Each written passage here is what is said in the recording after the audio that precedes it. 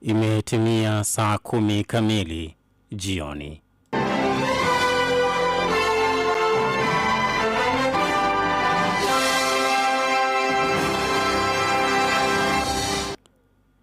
Hii ni taarifa ya habari kutoka CGFM. Msomaji ni Christian Edward. Kwanza muhtasari wake.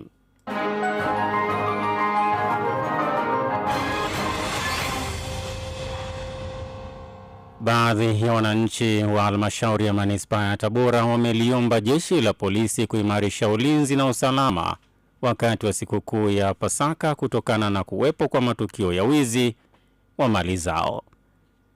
Rais wa Zanzibar na mwenyekiti wa Baraza la Mapinduzi Daktari Hussein Mwinyi amewataka wananchi kutoiachia serikali pekee kazi ya mapambano dhidi ya rushwa, badala yake washirikiane kuikataa. Na katika habari za kimataifa, watu 13 wamekufa na wengine 57 kujeruhiwa kufuatia mlipuko mkubwa uliosababishwa na moto katika kambi ya kijeshi nchini Burundi. Habari kamili. Baadhi ya wananchi wa manispaa ya Tabora wameliomba jeshi la polisi kuimarisha ulinzi na usalama wakati wa sikukuu za Pasaka kutokana na kuwepo kwa matukio ya wizi wa mali zao. Taarifa kamili na mwanahabari wetu Avelius Evodius. Wakizungumza na CGFM, baadhi ya wananchi hao Salma Abduli na Isaac Nkumbo wamesema kuwa kumekuwepo na matukio ya wizi wa mali za wananchi unaorudisha nyuma maendeleo yao. Msimu wa sikukuu mara nyingi wao wanatokea vibaka. Yaani unaweza ukatoka labda unasema naenda kusherehekea sikukuu huko nyuma, vibaka wakaja wakaingia wakaja wakapola. Kwa hiyo labda hata kama ukitoka unawahi kurudi au pale nyumbani wewe msitoke wote na kisha kuna anabaki hata mtu mmoja.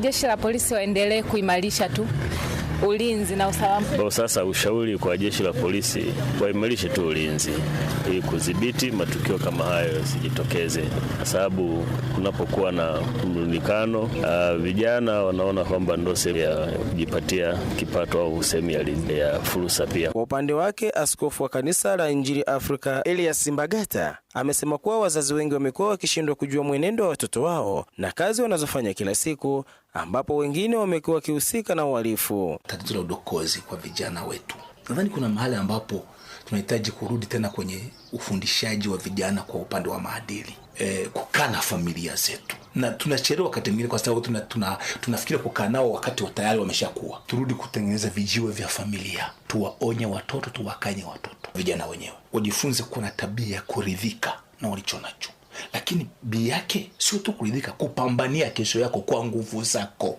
Naye kamanda wa polisi mkoa wa Tabora, kamishna msaidizi mwandamizi wa polisi Richard Yabwao, amesema kuwa jeshi la polisi imejipanga kuimarisha ulinzi katika kipindi cha sikukuu kwenye maeneo mbalimbali yenye mkusanyiko ya watu sambamba na makanisani.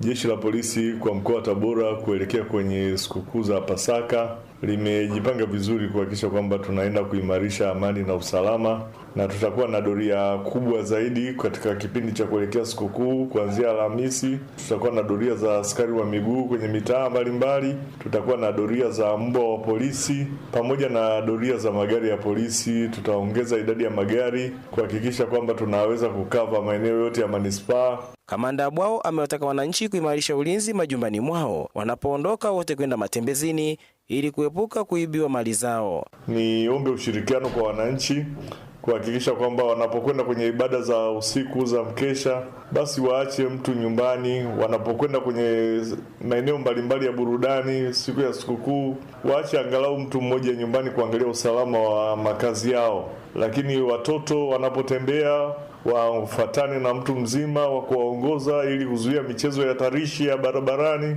Lakini pia waendeshaji wa vyombo vya moto wasiendeshe wakiwa kwenye hali ya ulevi ili kuhakikisha kwamba wanafuata sheria za usalama barabarani. Serikali kupitia Wizara ya Mambo ya Ndani ya Nchi, jeshi la polisi lina jukumu kubwa la kulinda raia na mali zao, kutunza amani, kuzuia na kutambua uhalifu, kukamata na kutunza wahalifu. Avelius Evodius, CGFM.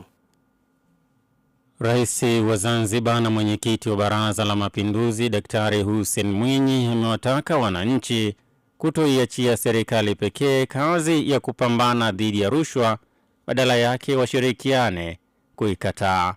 Taarifa zaidi na mwanahabari wetu Emily Kasapa. Akizungumza katika uzinduzi wa mbio za Mwenge wa Uhuru kitaifa uliofanyika katika uwanja wa Gombani Pemba, Daktari Mwinyi amesema rushwa ni adui wa haki, hivyo wananchi hawana budi kuipinga kwa nguvu zote. Mapambano dhidi ya rushwa ni jukumu letu sote. Sote tunafahamu kuwa mapambano dhidi ya rushwa si jukumu la serikali pekee, bali ni wajibu wa kila mmoja wetu. Tushirikiane kuikataa rushwa na kuwafichua wanaojihusisha na vitendo vya rushwa ili tuwe taifa lenye kuzingatia kuwepo kwa haki, uwazi na maendeleo endelevu.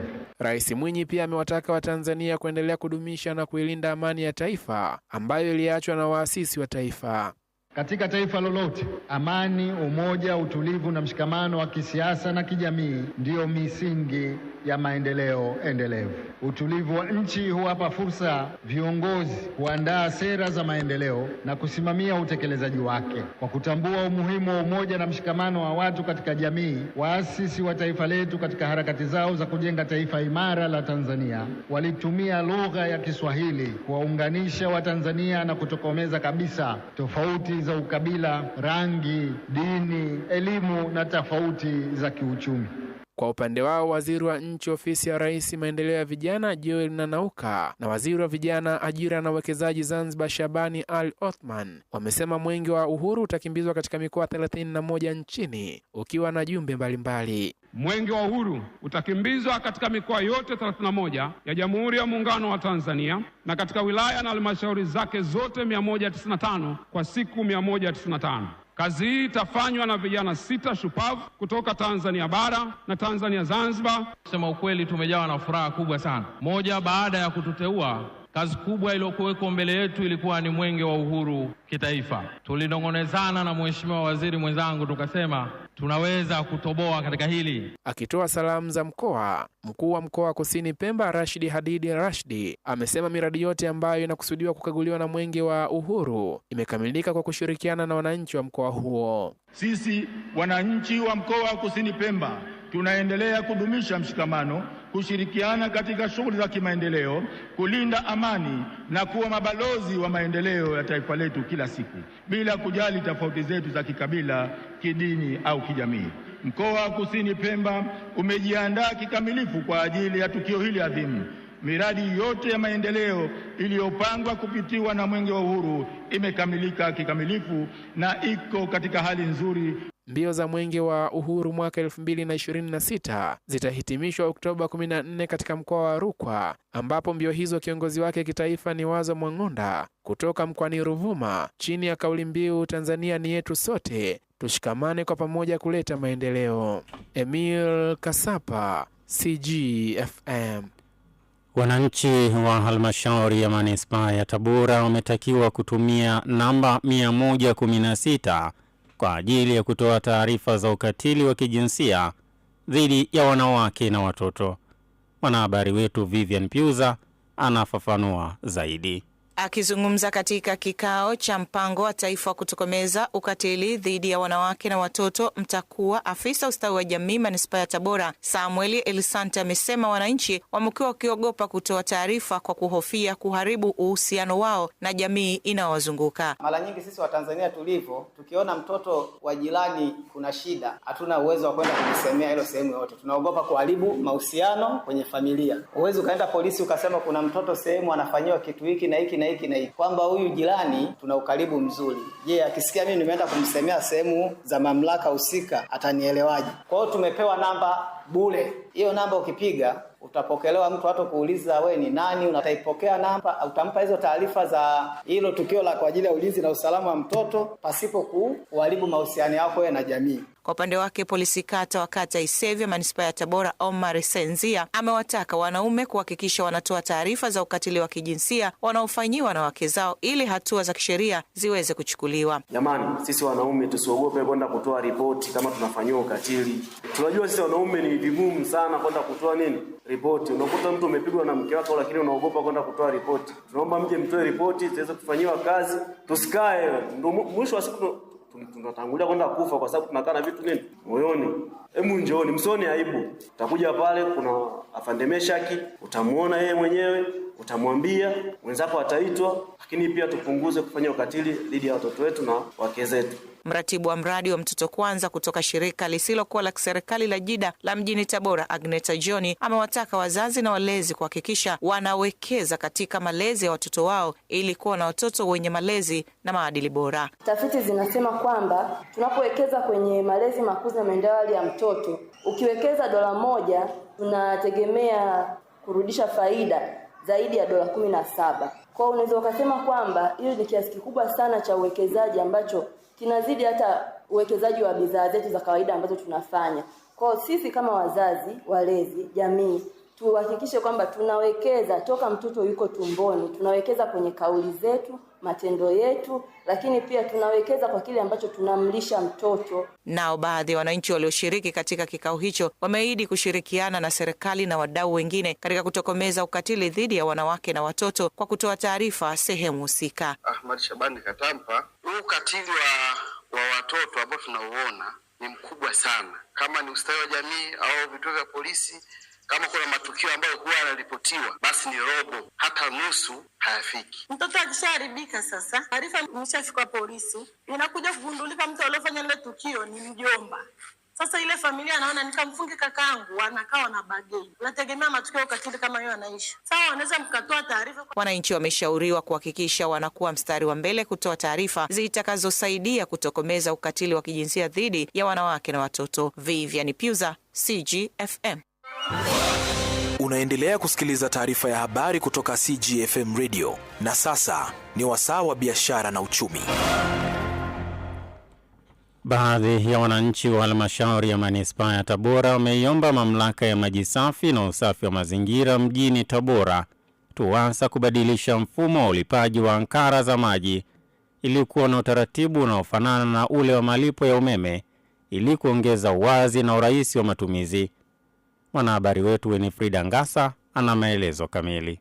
Wananchi hao wameiambia CGFM kuwa mfumo wa sasa wa ulipaji wa maji unawaletea changamoto kwa sababu baadhi ya ankara wanazopokea haziendani na matumizi yao halisi, hali inayosababisha malalamiko ya mara kwa mara. Naitwa Patrick Marco Mlanda. Unajikuta umetumia maji mpaka umetengeneza bili kubwa. Ushauri wangu, ili nisiingie kwenye huko kukatiwa maji, huku nikiwa nadaiwa bili kubwa, watengeneze kama walivyotengeneza watu wa TANESCO. Nitakatiwa au nitakosa huduma huku ninadaiwa fedha kidogo, kulikoni nidaiwe 150,000 halafu uwezo wa kuilipa hiyo yote sina. Kwa majina naitwa Saidi Juma Kizengi. Nitatumia pesa yangu kulingana na jinsi ya matumizi yangu, kwa sababu huyu msoma mita, mimi kama mimi siwezi kusoma mita. Naletewa tu message kwamba umetumia unit kadhaa, lakini zile unit mimi siwezi kuzijua. Kwa majina naitwa Salma Ali Sokoni. Upande wa maji usimamie ulipwe kama bili ya umeme. Kwanza nahisi itapunguza changamoto ambazo za kupelekea paka mwananchi anapelekea kukatiwa maji, kwa sababu anakuta analipa hii huku kwingine tena anabaki anadaiwa ile pesa, mpaka inafikia sasa TUWASA inaona hii kwamba ni kero, wanakuja tu wanamkatia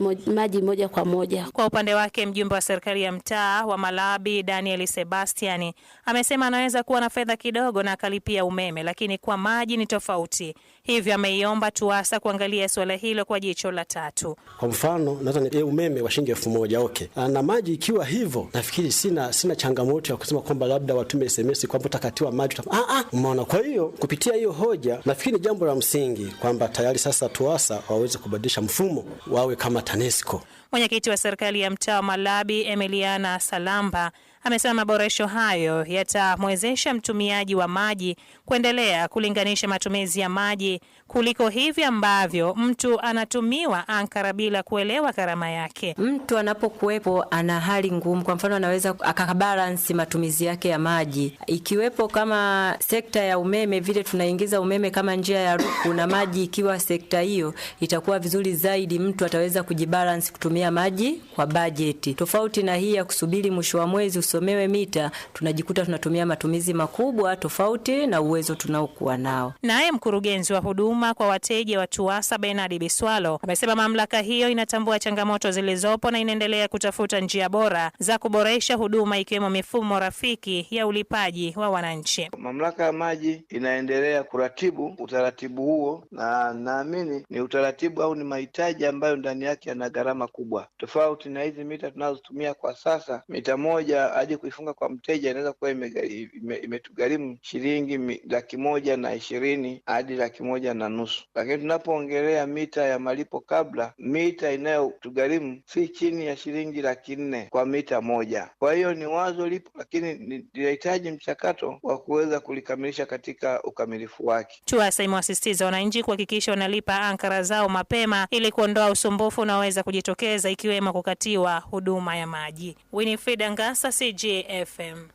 Wakulima wa mpunga wa kijiji cha Chang'ombe, kata ya Ndevelwa, halmashauri ya manispaa ya Tabora, wameshauriwa kupalilia mpunga ili wapate mavuno mengi yenye ubora. Mwanahabari wetu Nyamizi Mdaki ana maelezo kamili. Ushauri huo umetolewa na afisa kilimo wa kujitegemea Nasoro Mwandele wakati akizungumza na CGFM, akisema kwamba majani yakizidi kwenye jaruba hunyang'anyana chakula na mmea. Unachukua chakula na majani yanachukua chakula, na majani yatauzidi lazima mmea, kwa sababu majani yatakuwa mengi na mmea hautaonekana, na baadaye mmea unaweza ukaharibika na kufa. Yaani uzalishaji unapungua. Lakini ukiufanyia usafi mpunga, aise unazaa na unaweza kupata mavuno yaliyo bora zaidi pasi na wewe kutegemea.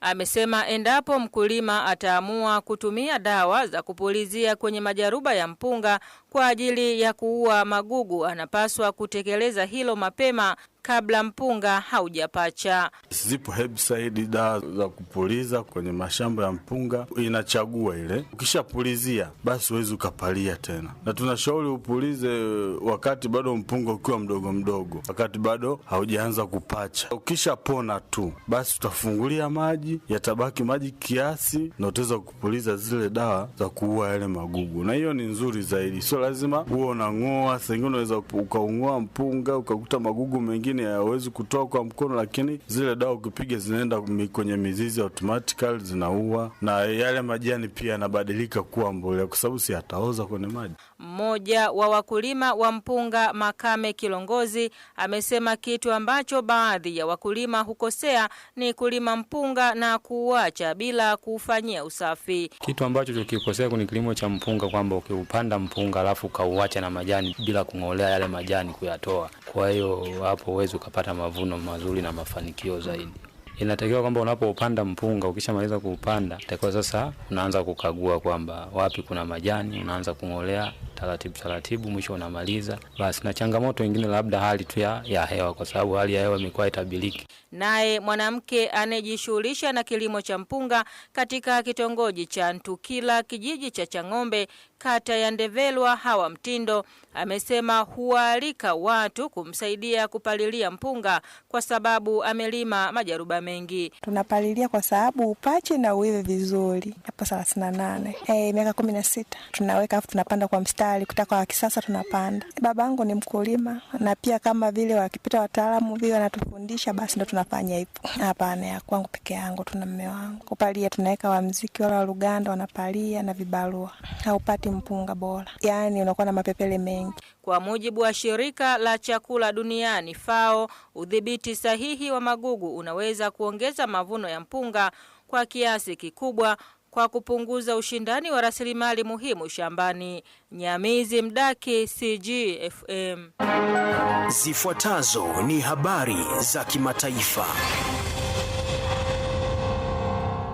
Kwa habari za kimataifa tujiunge na mwanahabari wetu Hussein Mshenga.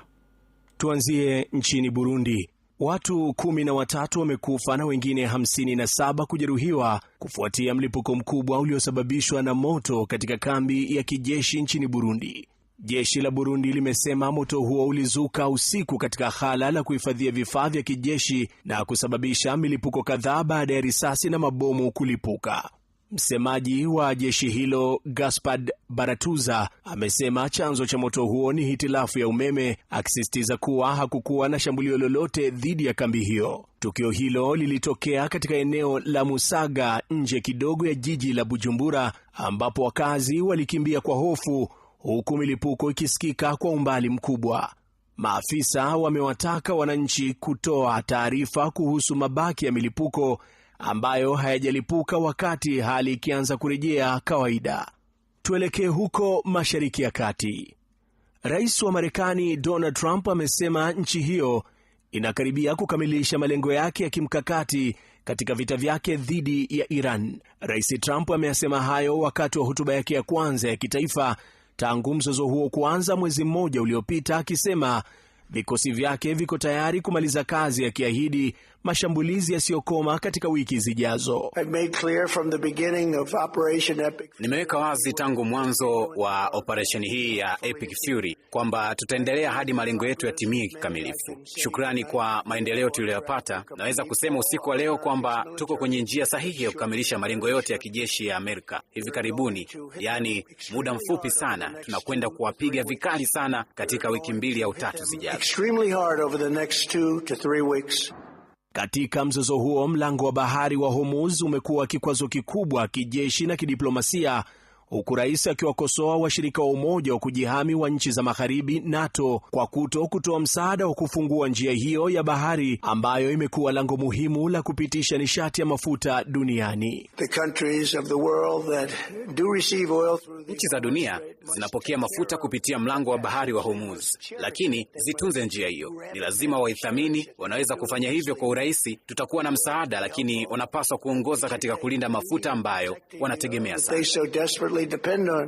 Kwa mujibu wa wachambuzi wa masuala ya kidiplomasia duniani, mzozo huo umetajwa kuwa kikwazo kikubwa katika ukuaji wa uchumi wa Marekani na ulimwengu mzima, huku ukihusishwa kupunguza mvuto wa kisiasa wa rais huyo. Hatimaye ni taarifa kutoka Indonesia. Tetemeko la ardhi la kiwango cha 7.4 kipimo cha Richter limetokea katika bahari ya Molucca karibu na kisiwa cha Ternate nchini Indonesia mapema leo na kusababisha kifo cha mtu mmoja.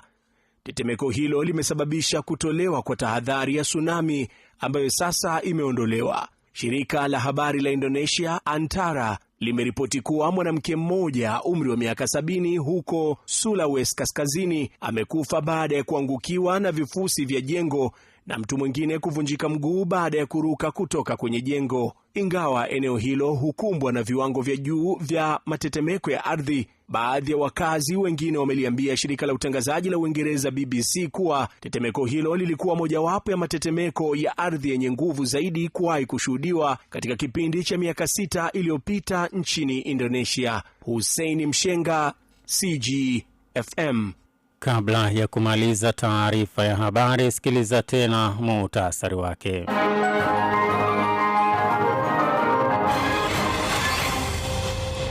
Baadhi ya wananchi wa halmashauri ya manispaa ya Tabora wameliomba jeshi la polisi kuimarisha ulinzi na usalama wakati wa sikukuu za Pasaka kutokana na kuwepo kwa matukio ya wizi na wa mali zao. Rais wa Zanzibar na mwenyekiti wa Baraza la Mapinduzi Daktari Hussein Mwinyi amewataka wananchi kutoiachia serikali pekee kazi ya mapambano dhidi ya rushwa, badala yake washirikiane kuikataa. Na katika habari za kimataifa, watu 13 wamekufa na wengine 57 kujeruhiwa kufuatia mlipuko mkubwa uliosababishwa na moto katika kambi ya kijeshi nchini Burundi. Mwisho wa taarifa ya habari kutoka CGFM. Kwa niaba ya Mariri Mkuu Titus Filipo na wote waliosikia, jina langu ni Christian Edward. Asante kwa kutusikiliza, na kwa wewe uliotutazama kupitia YouTube channel ya CG Online TV, asante, naendelea kufuatilia CGFM.